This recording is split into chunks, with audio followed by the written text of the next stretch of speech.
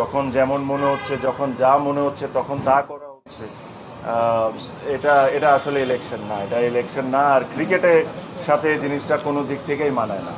আপনারা I am sure যখন EC তালিকা দিবে যে আজকে কারা কারা উইথড্র করেছেন, তাদের নামগুলো আপনারা দেখলেই বুঝতে পারবেন যে তারা সবাই তাদের জায়গার থেকে হেভি ওয়েট, তাদের ভোট ব্যাঙ্কও ইটস ভেরি স্ট্রং।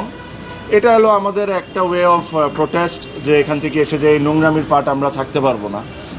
এখানে ধরেন বিভিন্ন ধরনের বিভিন্ন সময় অনেক ধরনের কথা বলা হয়েছে, but end of the day আমার কাছে মনে হয় যে এই নোংরামির সাথে আমরা কোনো দিক থেকে কোনোভাবে পার্ট রাখতে পারবো না। এখন সেকেন্ডলি আমি একটা জিনিস সবসময় বলছি, বাংলাদেশ ক্রিকেট এটা ডিজার্ভ করে না, বাংলাদেশের ক্রিকেট ফ্যানরাও এটা ডিজার্ভ করে না।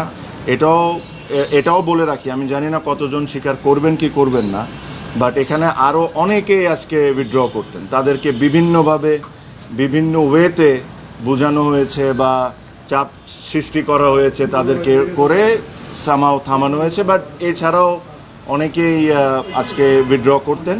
তাও 15 জন যদি আজকে করে থাকেন, যদি আমি রাইট হয়ে থাকি, এটা একটা সিগনিফিক্যান্ট নাম্বার।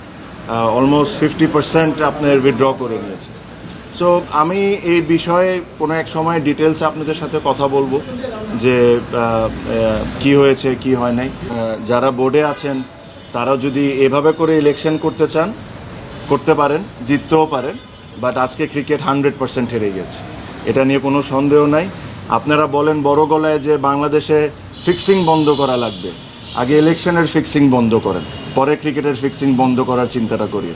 সো আমার এর চেয়ে বেশি কিছু বলার নাই। আমার কাছে মনে হয় যে এটা স্পষ্টভাবে ক্লিয়ার সবার কাছে, কারা কারা কোন সময় কারা কারা কোন ধরনের ইনভলভমেন্ট এখানে রেখেছেন, কী ধরনের ইন্টারফেরেন্স হয়েছে, নিয়ম ইচ্ছামতো কত সুবিধার মতো যে সময় দরকার ও সময় চেঞ্জ করা হয়েছে, আর এর সাথে কারা কারা জড়িত একদম স্পষ্টভাবে ক্লিয়ার। আমি এর চেয়ে বেশি আর কোনো কথা বলবো না, বাট ইনশাল্লাহ ভবিষ্যতে আমি এটা নিয়ে অবশ্যই কথা বলবো। আমি আমার স্পিচ এই কথাই বলে শেষ করব যে এই ইলেকশন বাংলাদেশ ক্রিকেট বোর্ডের জন্য একটা কালো দাগ হয়ে গেল। আর এই ইলেকশনের পার্টের সাথে যারা আছে এরা আই এম শিওর তারাও বুঝতে পারেন যে ইলেকশনটা কোনো দিক থেকেই এটা একটা ইলেকশন ছিল না।